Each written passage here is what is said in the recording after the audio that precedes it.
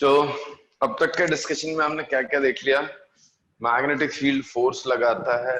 पहले magnetic field हमने define किया था। Magnetic field was defined as force acting per unit charge per unit component of velocity acting at right angles to the zero force direction, right? तो ऐसा करके हमने magnetic field का definition देखा था। फिर वहां से मैग्नेटिक फोर्स का कॉन्सेप्ट देखा, F is equal to q v v sine theta. फिर वो फोर्स की वजह से कैसे कैसे चार्ज पार्टिकल मूव करता है, कैसे कैसे कंडीशंस में हेलिकल पाथ देखा हमने। फिर उसके बाद हमने हेलिकल सर्कुलर पाथ देखा था, हेलिकल पाथ देखा था, क्रॉस फील्ड में मोशन देखा, लॉरेंस फोर्स देखा, हॉल इफेक्ट देखा। फिर करंट कैरिंग कंडक्टर पे कितना फोर्स लगता है वो देखा। फिर करंट कैरिंग कॉइल पे टॉर्क कितना लगता है वो देखा। इतनी सारी चीजें देखने के बाद now let us learn how to measure magnetic field. Magnetic field due to electric current निकालते कैसे, right? Question is how do we measure magnetic field due to electric current? So, first law is Biot-Savart's law. Right? Biot-Savart's law. What does this law says? Biot-Savart's law says magnetic field due to infinitesimally small current carrying conductor of length dl carrying current I at a point at a distance of r from it, making an angle theta with dl, is this dB. I'll call it dB, magnetic field due to very small current carrying dB is directly proportional to current, which appears logical, right? Why? More is the current, more should be the magnetic field, because it is magnetic field due to electric current. So magnetic field is current का है, तो ज्यादा current ज्यादा magnetic field होना चाहिए, directly proportional to length of this small element.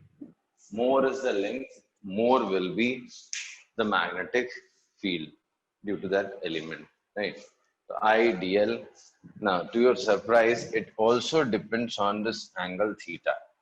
अगर आप ये एंगल सेम डिस्टेंस पे अलग अलग पॉइंट्स चूज करते जाओगे तो अलग अलग फील्ड मिलेगा, राइट? ऐसा मत सोचना कि क्या फर्क पड़ता है सर, इनफाइनाइटेसिमल जैसे चार्ज है, छोटा सा चार्ज कंडक्टर होता था, उससे इलेक्ट्रिक फील्ड ऑलमोस्ट सॉरी हर पॉइंट पे सेम होता था, बट यहाँ पे नहीं होता है। यहाँ पे proportional to dl sine theta है। dB, so dB depends on dl sin theta and not just dl, ठीक है? तो dB is directly proportional to I, directly proportional to dl, directly proportional to sin theta, on एक वही पुरानी चीज inverse square law. So inversely proportional to square of the distance of the point from the small conductor, right? So conclusion क्या है? dB, magnetic induction due to infinitesimally small current carrying conductor, right? Infinitesimally small current carrying conductor of length dl carrying current I at a point at a distance of r in a direction making angle theta with dl is directly proportional to I dl sin theta and inversely proportional to r square. So to remove this proportionality sign, we'll introduce a constant. That constant here is mu 0 upon 4 pi I dl sin theta by r square, where mu 0 is a new word for you. Mu 0 is a constant here. It's read as magnetic permeability of free space. As in electrostatics, we had a constant epsilon 0. Here it is mu 0. What it is? It is magnetic permeability of free space. Yeah, magnetic permeability of free space. Okay. So mu naught is magnetic permeability of free space, and its value is 4 pi into 10 raised to minus 7. 4 pi into 10 raised to minus 7 SI units. We'll see its SI unit थोड़ी देर में देखते ये हैं तो इसकी सीधा unit क्या cutting होती है आएगा। क्या। हाँ, तो उस पूरे की वैल्यू 10 रेज़ टू माइनस 7 है। कई लोगों के दिमाग में ये आ भी रहा होगा कि भाई तो फिर इतना टाइम पास किया क्यों मेरे साथ, इसको खाली 10 रेज़ टू माइनस 7 लिख देते हैं।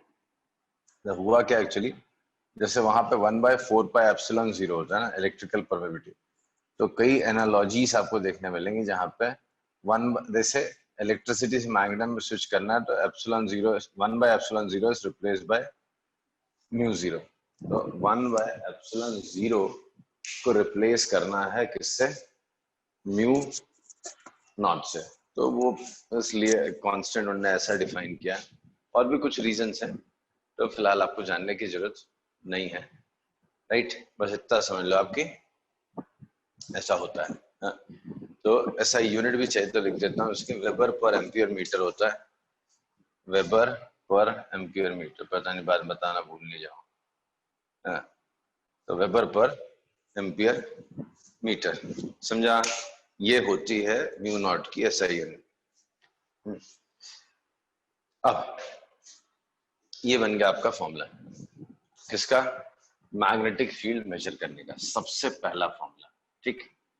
बट इसमें एक चीज मिसिंग है। वो क्या मिसिंग है, वो मिसिंग है डायरेक्शन। मैग्नेटिक फील्ड भी तो वेक्टर क्वांटिटी है, magnetic field is a vector quantity. तो वेक्टर क्वांटिटी है तो उसका कोई डायरेक्शन भी आएगा।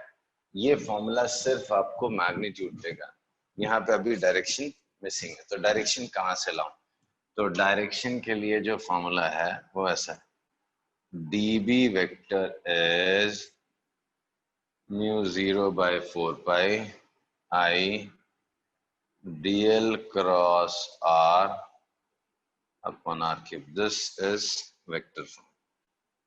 कैसे आया, ऊपर नीचे r से मल्टीप्लाई करता हूँ, dl साइन थीटा है अपॉन r स्क्वायर है, ऊपर नीचे r से मल्टीप्लाई करता हूँ, नहीं तो dl into r into sine theta, dl into r into sine of angle theta.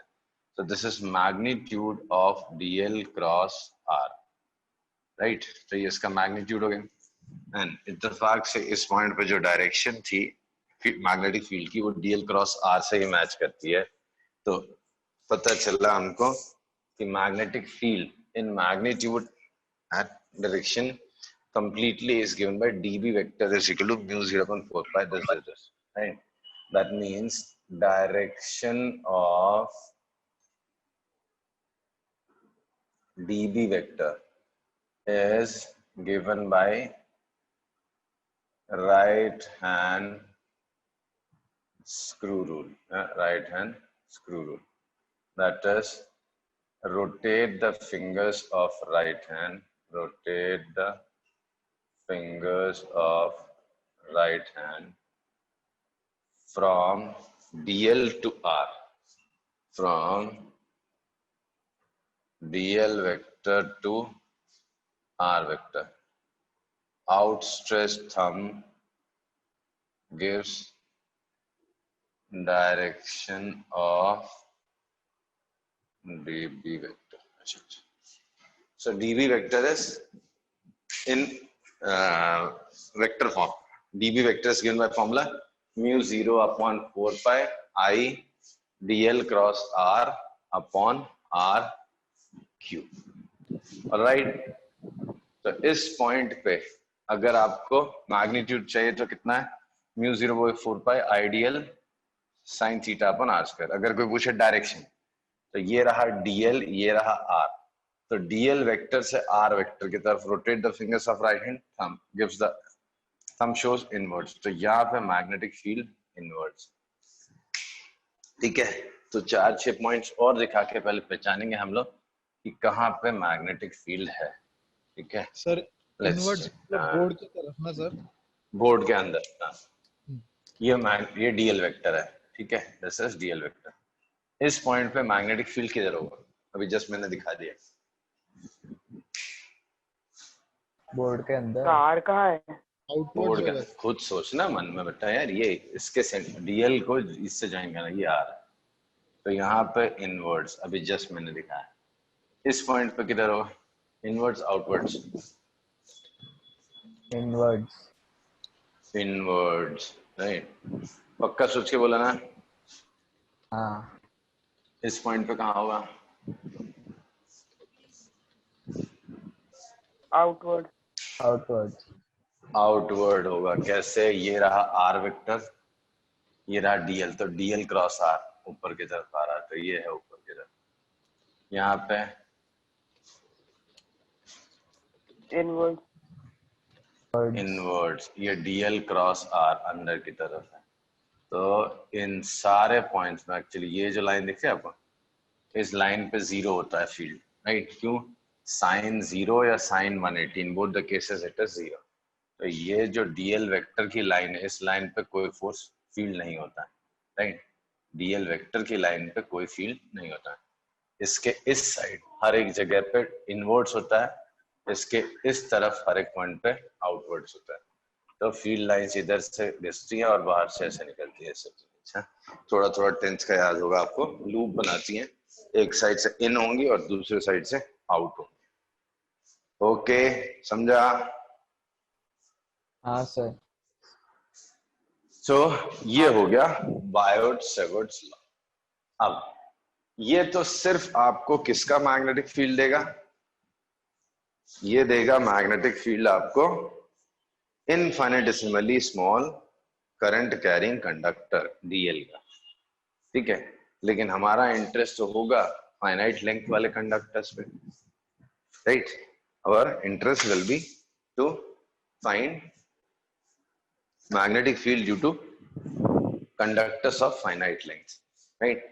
I current होगा अलग अलग लेंथ का, उस पर कितना मैग्नेटिक फील्ड आएगा वो सब निकालने में हमारा इंटरेस्ट होगा।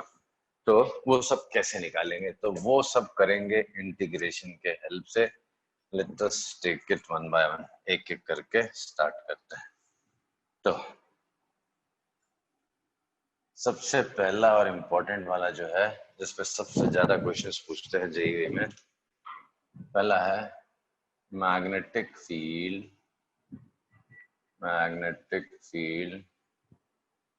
Due to current carrying conductor of finite length, ठीक? ये फाइनाइट लेंथ का कंडक्टर उठाता हूं मैं, ये फाइनाइट लेंथ का कंडक्टर हुआ, ठीक है? ये इससे इसमें करंट आई जा रहा है, यहाँ पे ए डिस्टेंस ले लो, इस पॉइंट पे मैग्नेटिक फील्ड निकालना है। ये एंगल अल्फा ले लो, ये एंगल बीटा ले लो, ठीक है? तो अभी इस पॉइंट पे आपको मैग्नेटिक फील्ड निकालना है। एसिमेट्रिकली पॉइंट है, उस पॉइंट पे मैग्नेटिक फील्ड आपको मेजर करना है, ठीक? आई करंट है, उससे ए डिस्टेंस पे एसिमेट्रिकली, सच दैट ये इस एंड से, ये जो परपेंडिकुलर लाइन इस एंड से अल्फा, उस एंड से बीटा एंगल बना है। तो इस पॉइंट पे मैग्नेटिक फील्ड आपको निकालना है। ओके, समझा?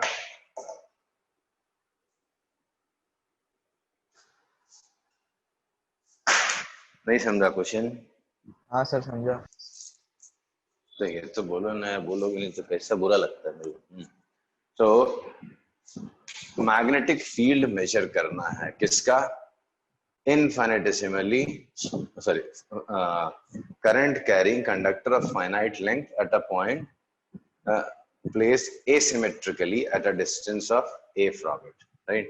उससे a डिस्टेंस पे asymmetrically एक पॉइंट है, उस पॉइंट पे आपको मैग्नेटिक फील्ड मेजर करना है।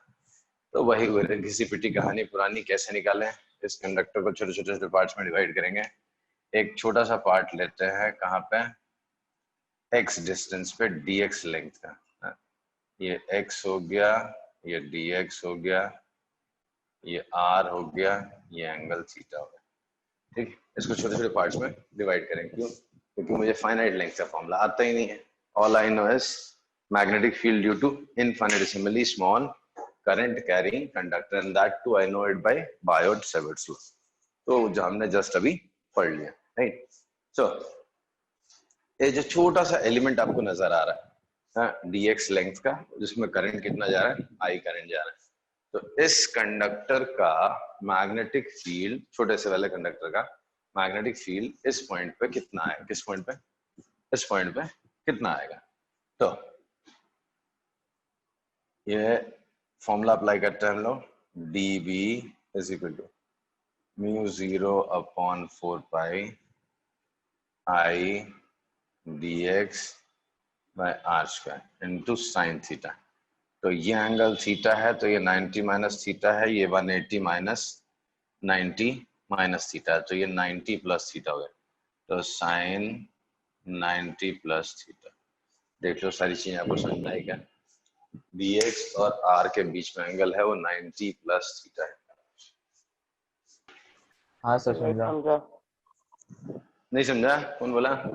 अंतरिप. मैं अंतरिप. नहीं समझा? सही.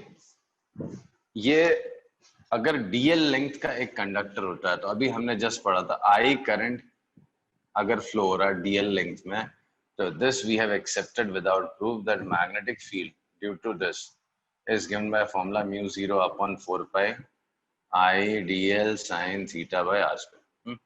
तो इसको और इससे कंपेयर करते हैं. तो ये लेंथ कितना है, dx लेंथ है, पॉइंट का डिस्टेंस r है, ये एंगल कितना हो, ये एंगल थीटा मान लिया मैंने, तो ये 90 है, तो ये 90 माइनस थीटा, ये 180 में से इतना माइनस कर दो, तो ये 90 प्लस थीटा. तो सब्स्टिट्यूट का म्यू 0 अपॉन 4 पाई, आई तो आई है, सब में सेम करंट फ्लो रहा, तो आई रहेगा dx, इस छोटे से एलिमेंट का लेंथ dx है, साइन 90 प्लस थीटा अपॉन ये distance r square.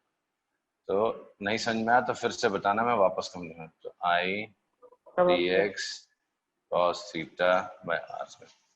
So sin 90 plus theta is cos theta. तो mu 0 I dx cos theta upon r square.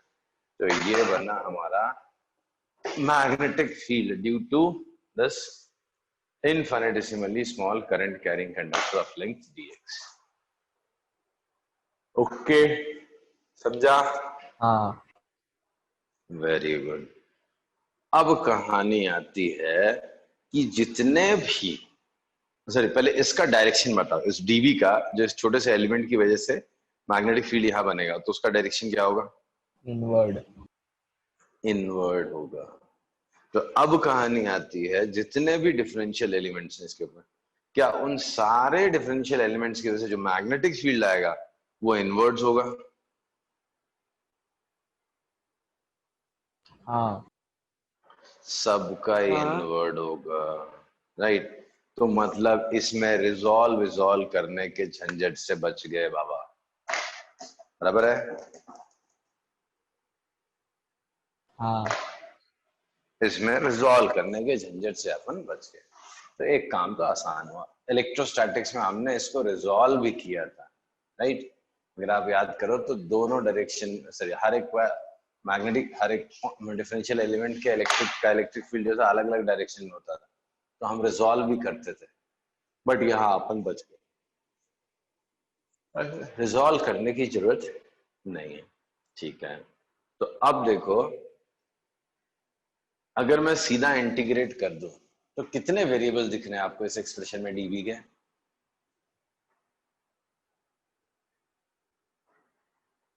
I R dx 3. आई कहां से? सब डिफरेंशियल एलिमेंट में करंट अलग अलग फ्लो होगा, एक ही बार में अलग अलग के. फिर x है, थीटा है, r है, 3 वेरिएबल है. बोल दो हाँ या ना. हाँ सर. 3 वेरिएबल हैं, x, थीटा एंड r. 3 हटा के एक वेरिएबल में कन्वर्ट करना है. तो a इज अ कांस्टेंट, किसी भी डिफरेंशियल एलिमेंट के लिए a कांस्टेंट होगा, तो इसका यूज करेंगे हम. तो इस ट्रायंगल में घुस के देखते हैं हम लोग, tan थीटा कितना हो गया, x बाय a. तो x कितना हो गया, a tan थीटा. तो dx by d theta is a sec square theta.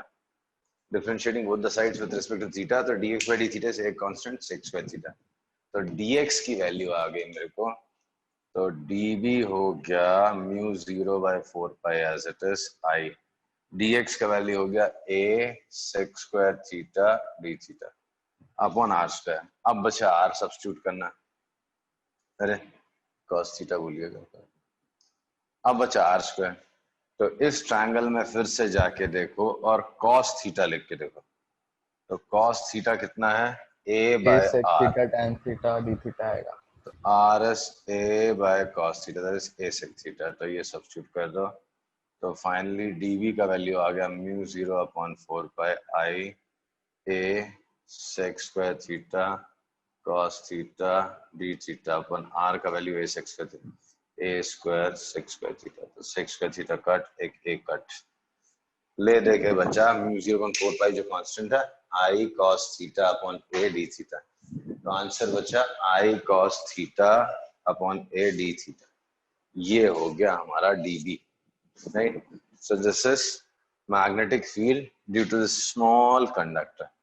अब पूरे के लिए आपको इंटीग्रेट करना है, तो इंटीग्रेट करके दिखाता हूं आपको, बट उसके पहले आप जरा इसको अच्छे से देख लो क्योंकि बड़ा इंपॉर्टेंट सा एक्सप्रेशन है, इसी के ऊपर आगे सब डिपेंड करेगा। सर इंटीग्रेट करके तो वैल्यू माइनस में आएगी ना?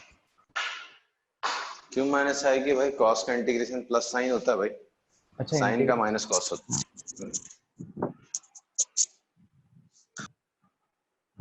सबको आगे समझ में, आगे बढ़ जाऊं, अभिमन्यु आ रहा है,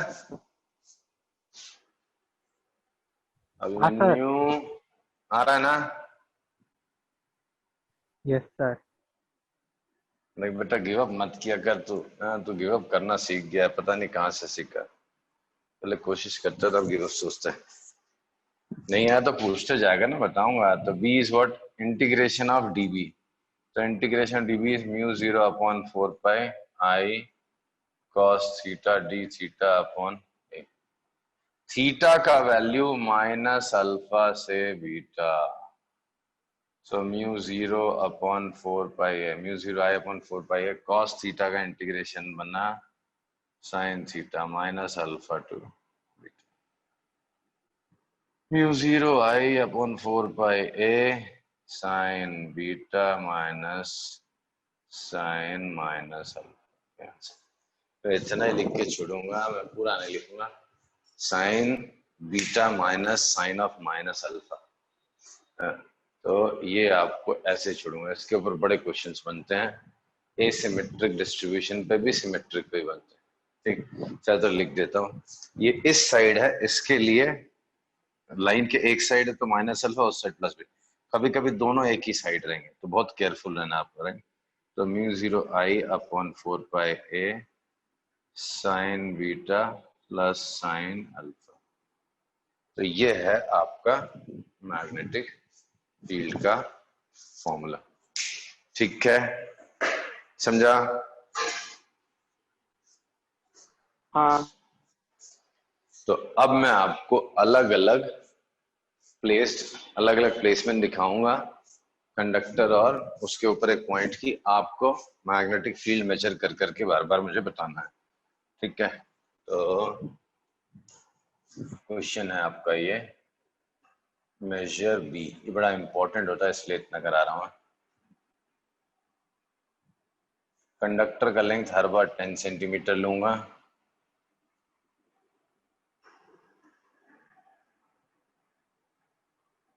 ये डिस्टेंस हर बार 10 सेंटीमीटर लूंगा, हर बार ही नहीं, एक बार एंगल 60 डिग्री और 60 डिग्री लिया, 60 और 60, ठीक। करंट हर बार 10 एम्पियर लूंगा ताकि आपको बार बार बदलना ना पड़े, ये पॉइंट 10 सेंटीमीटर से, ठीक। ये पहला केस है। फिर दूसरे केस में मैंने इसको रख दिया ये 10 सेंटीमीटर,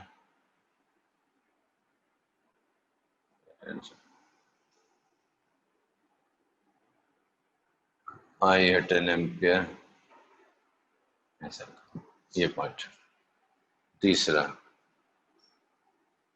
ये 10 एम्पियर 10 सेंटीमीटर,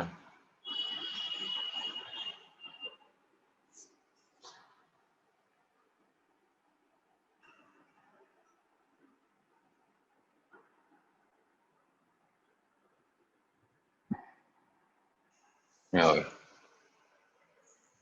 ठीक है, ये आ गया। फिर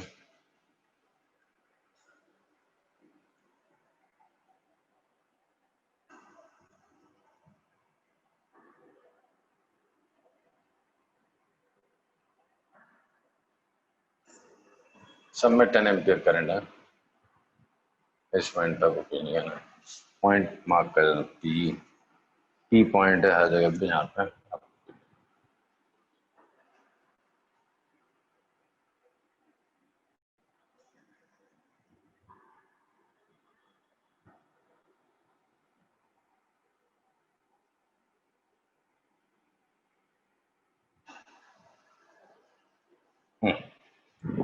चलो इतना काफी है।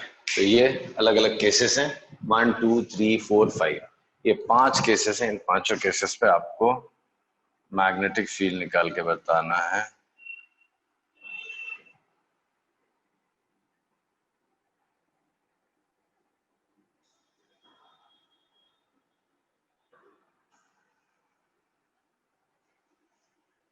एक और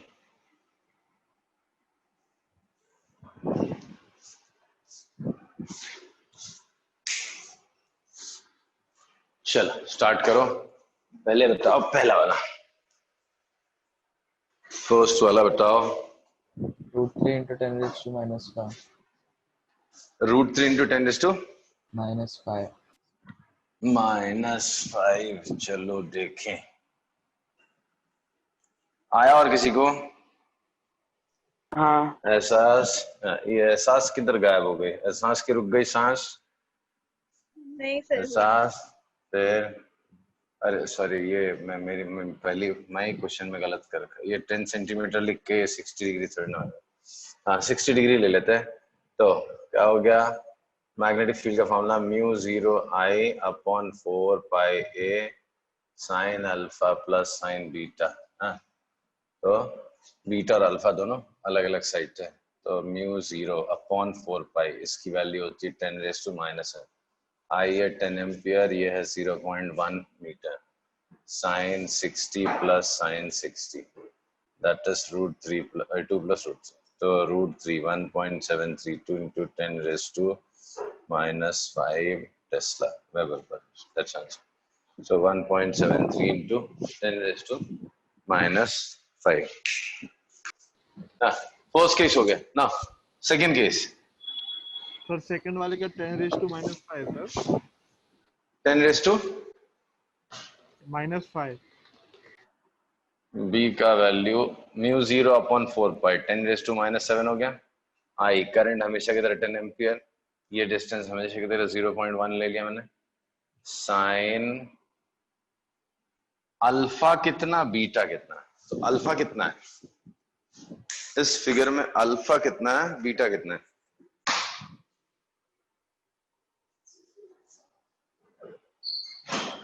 बोलो। तो 45 सत्यानाश,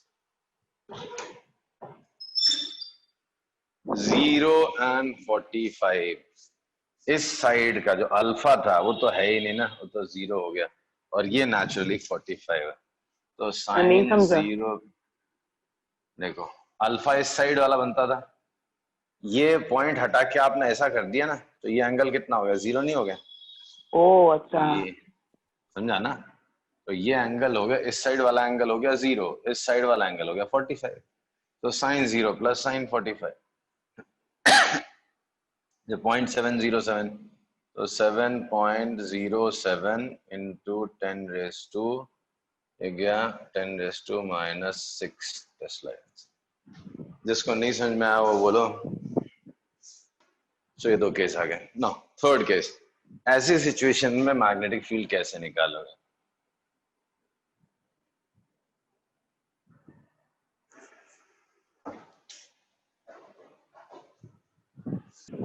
इसमें अल्फा और बीटा कितना है, अल्फा कितना है इसमें और बीटा कितना है, कोई बता दो। सर 45 है। -45, याद करो हमने लाइन के दूसरे साइड -45 लिया था, माइनस अल्फा लिया था, तो माइनस अल्फा का वैल्यू प्लस 45 हो गया इस बार, तो अल्फा का वैल्यू माइनस 45 लेना है, यही गलती हो जाती है सबसे। सेम साइड रहेगा तो भी प्लस प्लस ले लेते हैं, इस बार आपको माइनस करना। सो और एक बार सी, हमने याद है आपको अल्फा दूसरे साइड दिखाया था फिगर में, हाँ ये जो परपेंडिकुलर लाइन आती है उस पॉइंट से कंडक्टर तक, तो उसके एक साइड अल्फा लिया था, ये लाइन थी, एक साइड अल्फा लिया था, एक साइड बीटा, और जब इंटीग्रल में सब्स्टिट्यूट किया था तो इसको माइनस अल्फा और बीटा डाला था, तो इसका कंट्रीब्यूशन माइनस अल्फा लिया था आपने, तो माइनस अल्फा की जगह यहाँ पे प्लस 45, ये तो लाइन के दूसरे हाँ साइड हाँ ही हो गए हाँ ना, तो माइनस अल्फा एक्चुअली 45 डिग्री, तो अल्फा का वैल्यू आपको इस क्वेश्चन में माइनस 45 डिग्री डालना पड़ेगा। बोलो ना, कौन बोल रहा था, कुछ तो कुछ बोल रहा था। सो अल्फा का वैल्यू है माइनस 45 डिग्री, समझा? ओके हाँ सर। अभी बीटा का वैल्यू कितना है? बीटा का वैल्यू कितना है? अल्फा का तो बता दिया, मेरा तो डस्टर भी गुम हो गया। सो अल्फा का वैल्यू माइनस 45 डिग्री, बीटा का वैल्यू कितना? बीटा तो सेम दिख रहा है रे बाबा, ये कितना है? ये 20, ये 10, तो tan इनवर्स 2 62 डिग्री के आसपास, व्हाटएवर, अपने को तो साइन से मतलब उसका साइन थीटा आ जाएगा, तो आंसर क्या होगा? b is equal to mu 0/4, मतलब 10⁻⁻⁻, i का वैल्यू 10 ampere upon a distance point, mu 0/4 pi हो गया, इनटू साइन माइनस 45 मतलब माइनस प्लस साइन 63 डिग्री के आसपास होता है ये अप्रोक्सीमेटली। एनीवेज हमको तो सिर्फ वैल्यू में इंटरेस्ट है, तो ये 10⁻⁵ हो गया, ये माइनस 0.707 हो गया ना, tan 63 साइन 63 मतलब ये 2/√5, तो 2/√5 हो जाएगा, राइट। सो 2/√5, √5 से ऊपर नीचे मल्टीप्लाई कर दो, 10⁻⁻5 into minus 0.707 plus 2 into 2.24/5, तो minus 0.707 plus 4.48/5, 4.48/5 कितना हो गया? 0.71 कर देता हूँ उसका, तो माइनस 0.71 कर देता हूँ, प्लस 0.8960 कर देता हूँ उसमें, तो ये हो गया आपका, ये आया 0.19, तो 1.9 into 10⁻⁻⁶ answer. So 1.9 into 10⁻⁻⁶ tesla is answer. Okay, समझा? हाँ अब दो कंडक्टर लिए हैं, दो कंडक्टर, वो सिमेट्रिकली है ना, चारों एंगल वो स्क्वायर ही बन रहा समझ लो, लेकिन कंडक्टर दो ही है। करो ट्राई करो, गिव अप मत करना, ट्राई करो,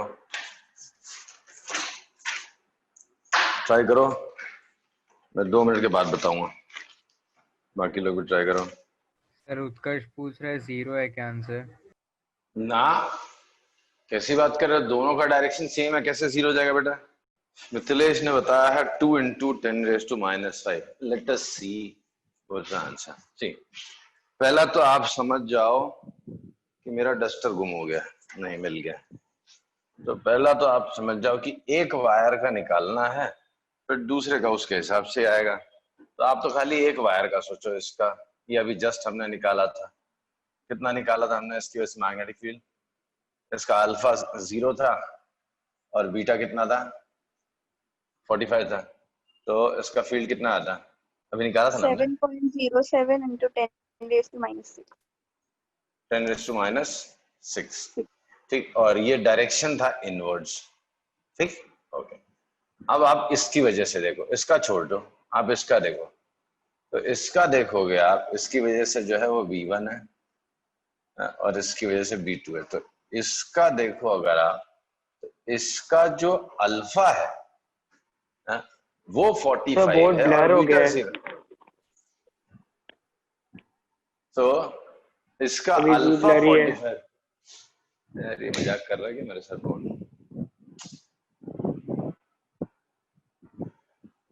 है?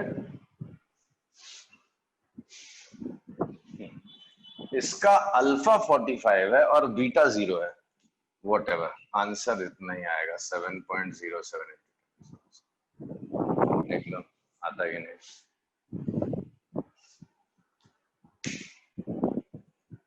आ रहा है? हाँ सर। हाँ तो अभी भी इसका अल्फा, इस बार अल्फा 45 है, बीटा 0 है, और इसका डायरेक्शन भी अंदर की तरफ है। B1 B2 are in same direction. तो नेट फील्ड जो होगा मैग्नेटिक फील्ड्स वेक्टर एडिशन से ही आज भी ऐड करेंगे, इनको ऐड कर दो। तो 1.414 into 10⁻⁵ टेस्ला। कहीं तो तूने गलती कर दी थी बेटा Mithilesh. It is not 2 into 10⁻⁵, it is √2 into 10⁻⁵। तो ये हो गया एक आंसर। अब अगला ट्राई करो। आया नेक्स्ट वाला? नेक्स्ट तो बहुत आसान है। अल्फा और बीटा दोनों 45 है, उसका भी 45 है। 2.82 into 10⁻⁶। तो देख के तो सही लग रहा है। sin 45 √2 correct. आया सबको? लास्ट वाला ट्राई कर। नहीं आया तो प्लीज बोलो, मैं बोर्ड पे करता हूँ। फिफ्थ वाला क्या था? फिफ्थ वाले में ये 45 डिग्री है। देखो ये 5 हो गया, 5 सेंटीमीटर 5 सेंटीमीटर 5 सेंटीमीटर, ये टोटल 10 है और ये 5 दिया, तो ये 45 हो गया। तो b का वैल्यू कितना हो गया? μ0/4 pi that is 10 into I upon a। a का वैल्यू इस बार 5 into 10⁻²। अच्छा a में लगता सबने गलती करी है, मैं भी गलती कर रहा था। sin 45 plus sin 45 that is 1/√2 plus 1/√2 हो गया। फिर इसका भी डबल, इसका फील्ड और इसका फील्ड दोनों का फील्ड सेम डायरेक्शन पर डबल हो गया। तो ये हो गया आंसर। ये 0.05 है, ऊपर जाके 20 हो गया, 40 हो गया। 4√2 into 10⁻⁵। ऐसा सबने गलती कर दी। 5.656 है into 10⁻⁵ टेस्ला, ये आंसर है। अच्छा नोट के कर दिया। ये हो गया। चलो फाइनली लास्ट क्वेश्चन में क्या है? 10 सेंटीमीटर है और ये 1 किलोमीटर का है। तो ये थीटा, अल्फा और बीटा कितने कितने लेने हैं? ये 10 सेंटीमीटर और ये 1 किलोमीटर बड़ा है, तो अल्फा बीटा कितना कितना लोगे? बोल दो कुछ तो। Now this wire is 10 kilometer long and this is 10 centimeter. So what is alpha and what is beta? Sir, 180. Alpha 180, beta 180. मार डाल तू मेरे को। 90 alpha and beta both are approximately 90 degree। ये आधा किलोमीटर, ये 10 सेंटीमीटर, इतना सा है, ये बहुत बड़ा है, तो नियरली 190 डिग्री है।